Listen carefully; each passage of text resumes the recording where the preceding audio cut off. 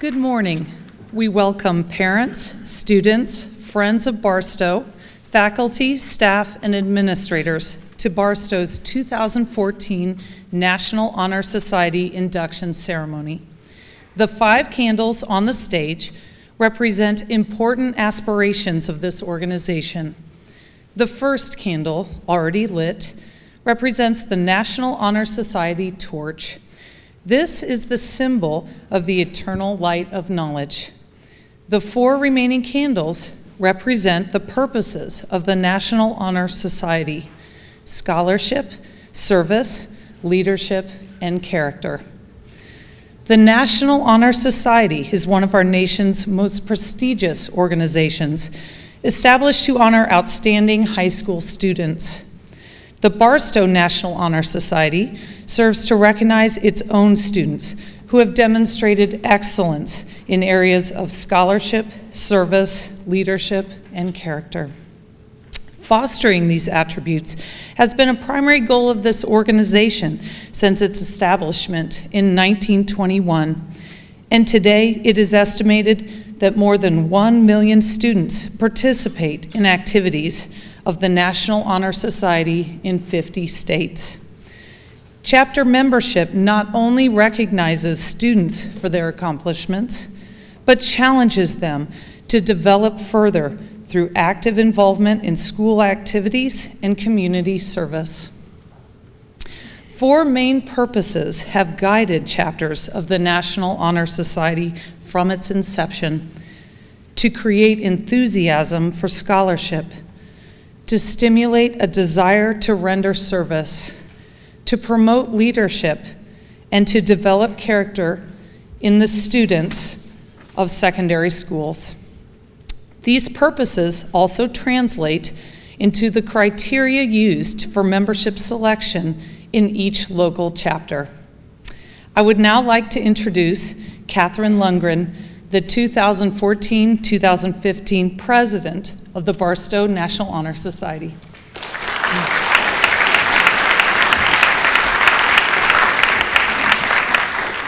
Good morning. Dr. Aaron Ketchel was born and raised in Kansas City, Kansas. He attended Boston University, where he majored in political science. His graduate work was done at the University of Kansas, concluding with a PhD in American Studies in 2004. After completing his doctorate, he was an assistant professor at the University of Nevada, Las Vegas. He has been at Barstow since 2007 and teaches American history, U.S. government, and politics in the history of Kansas City. He also continues to teach in the Department of Religious Studies in the American Studies program at KU. When not at school, he hangs out with his family in Lawrence, coaches at a lot of Little League baseball, and dreams of hugging penguins in Antarctica. Please welcome Dr. Aaron Ketchel.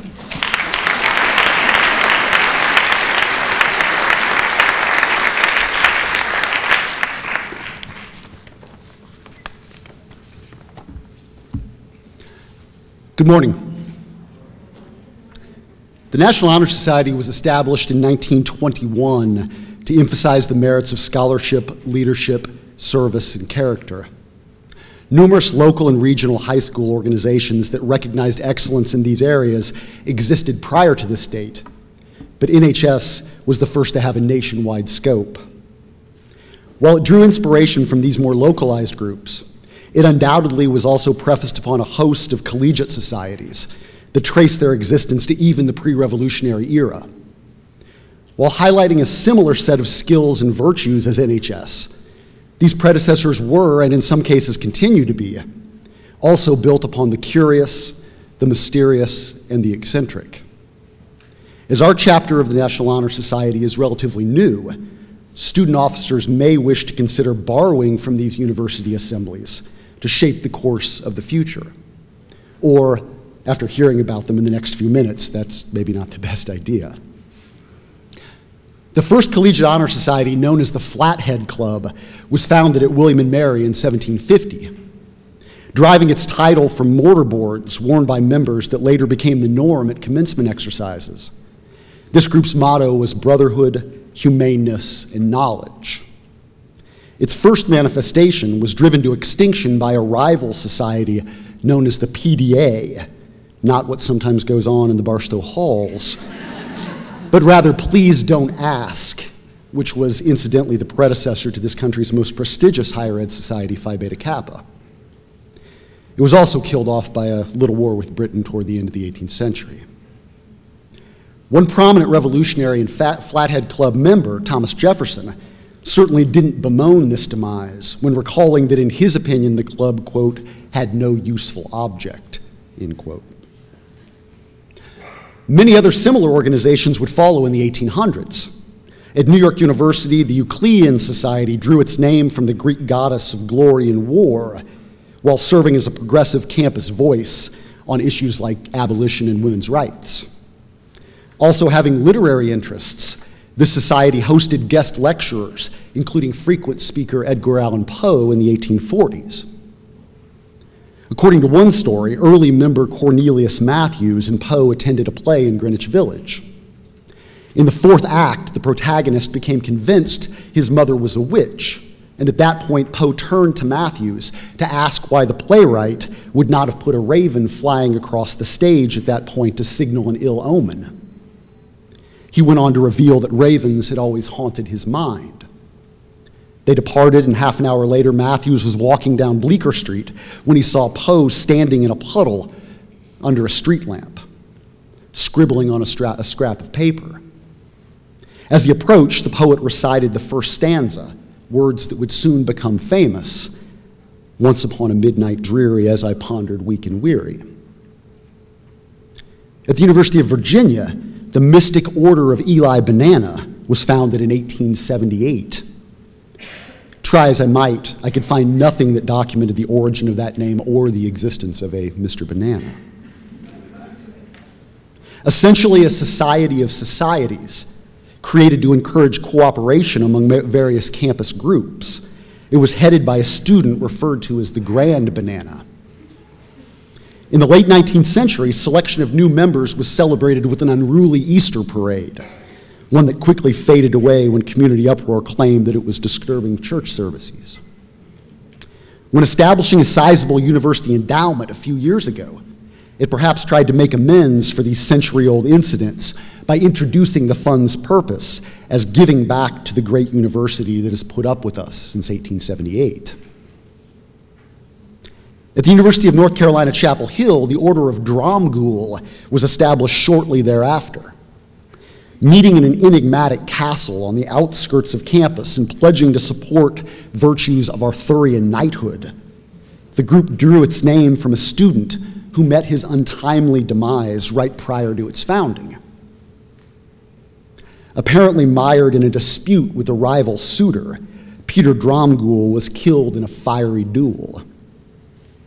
The object of affection is only known in lore as Miss Fanny, perhaps demonstrating that even over 100 years ago, there were those who were all about that bass. That's the best I got right there. That's, if you're looking for a laugh, laugh away, because it doesn't get any better than that. Yeah. I like that one. Yeah. Assuredly, the most famous of these myriad collegiate societies is Yale's Skull and Bones, created in 1832. Our brief time together in no way allows for a full documenting of the legends surrounding this group, one that has included prominent members such as William Howard Taft, George H.W. Bush, and George W. Bush, numerous Supreme Court justices, a host of prominent American captains of industry, and sundry power brokers of all shapes and sizes, including the portly President Taft. Meeting in a windowless building known as the Tomb, members have historically been given names such as Hamlet, Thor, Odin, Long Devil, and Sancho Panza, who was the simple farmer and purveyor of witticisms in Don Quixote. The object of boundless conspiracy theories, Skull and Bones has been said to have started the early 19th century opium wars, created the nuclear bomb, run the CIA. Of course, you're bound to find something about JFK, the lunar landing, the Illuminati, if you dig deep enough. I'm certainly not suggesting that our Barstow NHS members take to wearing flat chapeaus. It is still French Week. Meet in an undisclosed campus location, give each other mythological nicknames, call Catherine the Grand Banana, or have new inductees yanked mystifyingly into an Egyptian-style building known as the Temple by a ghostly figure, which was indeed the practice of the Book and Key Club at Swarthmore for a while. But what all these various groups do have in common, and what they share with the chapter we add to today, is a robust devotion to service, whether that be to a school, a community, the nation, or the globe.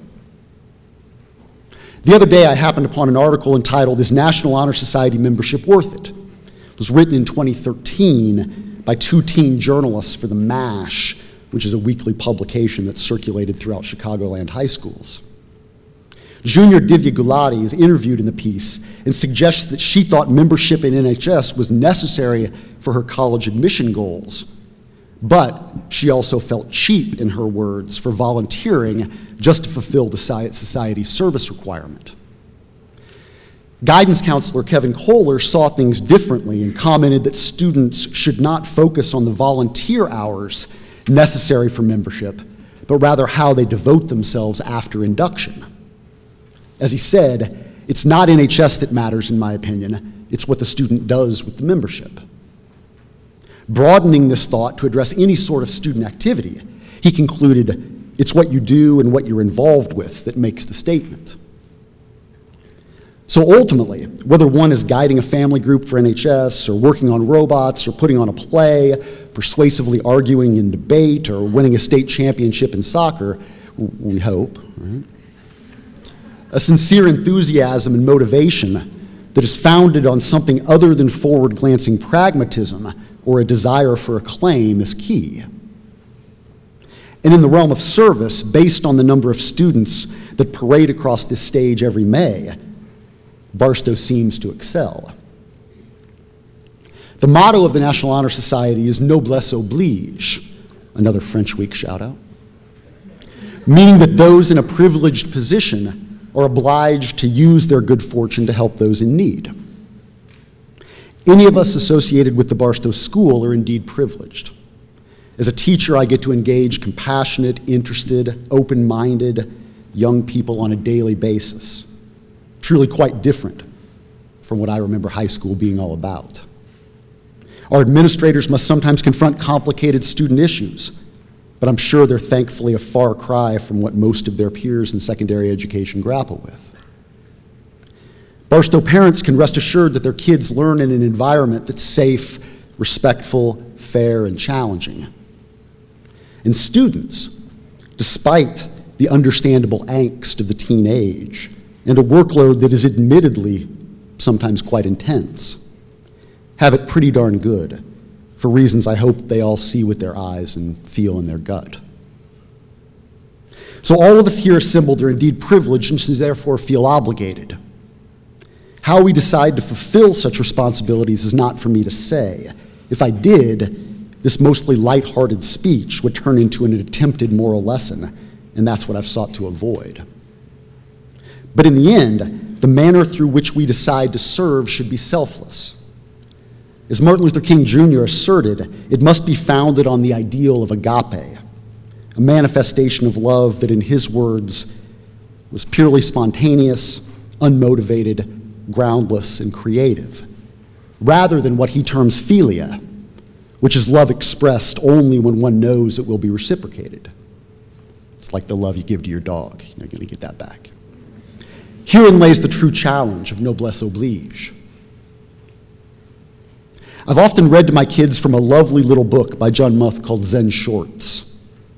Included in this collection of brief but poignant stories is one titled The Heavy Load, a tale that epitomizes the difficulties of King's model and the struggle of egoless service that we should all willingly confront in our lives. Two traveling monks reached a town where there was a young aristocratic woman stuck in a difficult situation. The rains had made deep puddles and she couldn't step across without spoiling her silken robes. She stood there looking very cross and impatient. She was scolding her attendants. They had nowhere to place the packages they held for her, so they couldn't help her across the puddle. The younger monk noticed the woman, said nothing, and walked by. The older monk quickly picked her up, put her on his back, transported her across the water, and put her down on the other side.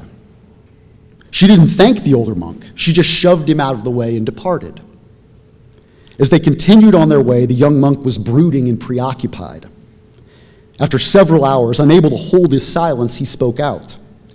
"That woman back there was very selfish and rude, but you picked her up on your back and carried her.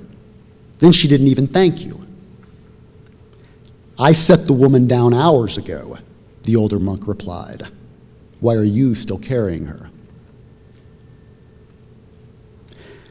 I know it's hard to act in this monkish fashion. Resentment toward those who aren't appreciative can indeed be a weighty burden. But whether those in this auditorium are freshmen or senior citizens, we should all bear our loads. And being able to do so willingly and gracefully seems to epitomize the service that is such a vital component of NHS and the Barstow community at large. Congratulations to our new members, and thank you for your time.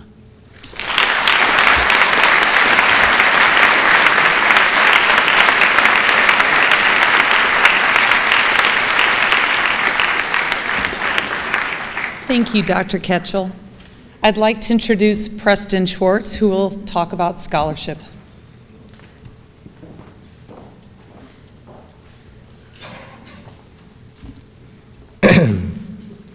The first category is scholarship. Scholarship signifies a commitment to learning. A student is willing to spend hours reading and studying, understanding the lasting benefits of an educated mind. Knowledge is acquired through diligence and effort. Learning is the light that illuminates the future, allowing us to make informed decisions. Members have the charge to continually expand their world through the opportunities inherent in scholarship.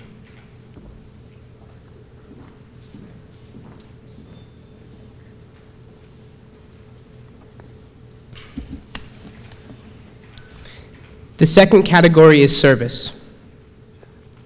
In our daily routines, many opportunities arise to help others. Willingness to give time and effort to benefit those in need, without monetary compensation or recognition, is the quality we seek in individuals applying for membership. Members should be willing to take on difficult and inconspicuous responsibilities, be dependable, well-organized, and ready to serve. They must show a true commitment to helping and improving our community and the world.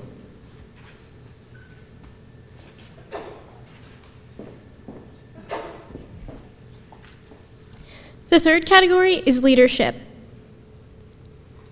A leader should exert a positive influence on the school and in the community in taking the initiative in class and school activities. A leader strives to train and aid others to attain the same values and objectives. The price of leadership is sacrifice, the willingness to yield one's personal interests for the welfare of others. A leader has the self-confidence to disagree with his or her peers and state the truth in difficult situations, as well as propose new solutions, apply positive principles, and uphold school ideals. Honesty and integrity are components of true leadership.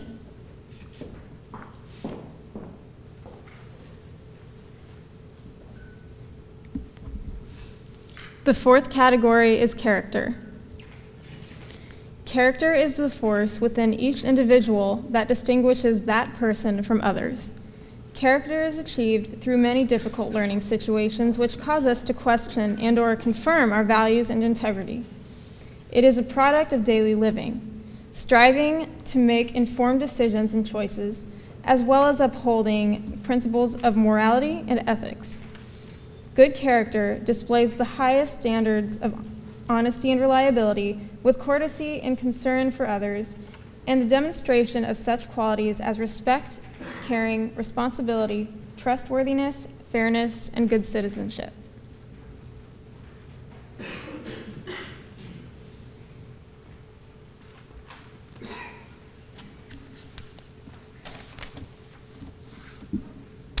And now I have the pleasure of reading the names of our new inductees. Please hold your applause until all names have been read. I would ask that the inductees come up and line up across the stage. New members will be asked to recite the pledge. From the class of 2015, Alec Adkins, Ty Barber Gumps, Bill Wang, Lily Liu, John Marvin, Elizabeth Mombello, Caitlin Payne, Samantha Rock, Sunny Tumala, Clara Louise Wanker, Stephen Xiao. I had a Chinese lesson right before this, but it didn't stick. From the class of 2016, Lauren Bernard, Jared Gillen, Max Kong, Catherine Grabowski,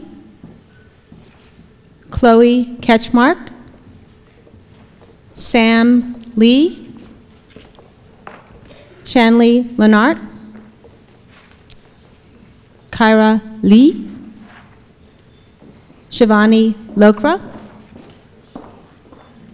Sophia Moreau, Valerie Mombello,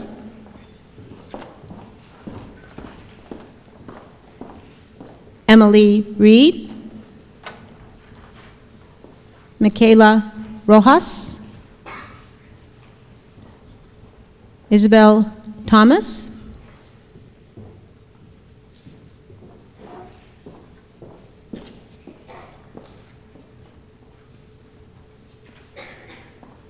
and Sarah Xu.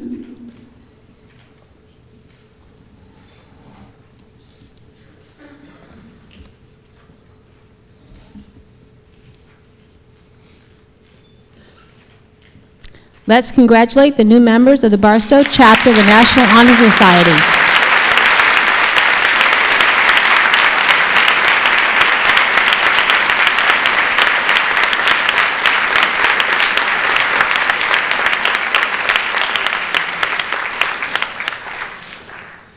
New members, the National Honor Society, will now join me in taking the pledge of membership for the National Honor Society. Will you uphold the high purposes of the National Honor Society to which you have been selected? If so, say, I will. Will you be true to the principles for which it stands? Will you be loyal to the school? And will you maintain and encourage high standards of scholarship, service, leadership, and character? If so, say, I will. Let's have another round of applause, please.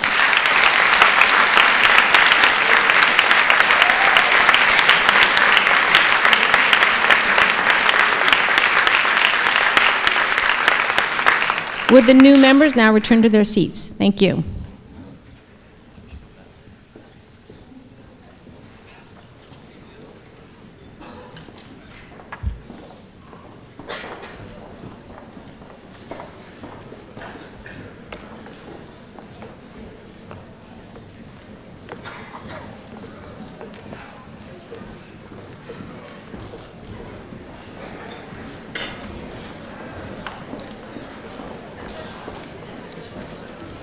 The chamber singers, under the direction of Bruce Dickerson, will now perform Seize the Day by Alan Menken.